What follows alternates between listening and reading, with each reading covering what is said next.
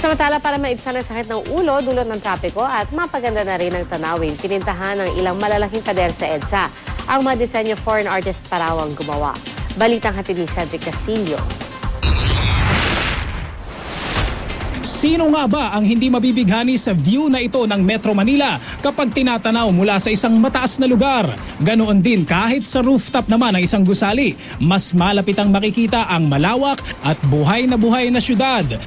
Pero pagtungtong sa pusod ng lungsod tulad dito sa Cubao, ito ang sasalubong sayo. Pero para sa mga dumadaan ngayon sa ilalim ng Aurora Boulevard, may bagong kikiliti sa paningin ng mga motorista, ang artwork sa pader ng tunnel. Ayon sa MMDA, salamin ng Buhay Cubao ang public art sa magkabilang lanes ng EDSA Aurora. At alam nyo ba, obra pa ito ng isang dayo sa Pilipinas. This is done by Tapio Snellman. Yes, that's his name. He's a Finnish from Finland who lives in London. He looked at Cubao first.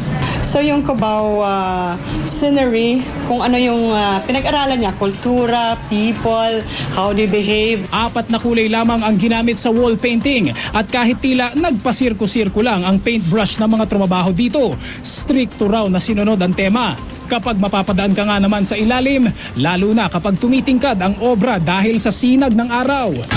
Maganda. At saka parang magandang tanawin pag dumadaan. Dati marumi yan, puro putik yan dati. Napapalingon dyan, baka hindi na titingnan yung kanilang nasa harapan, baka kabangga.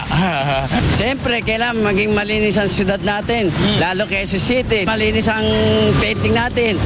Hindi alata na alikabok. Napakagandang tanawin instead of just vandals doing this graffiti. When you go inside the tunnel or and out of it, yung parang there's this breather that you saw something different.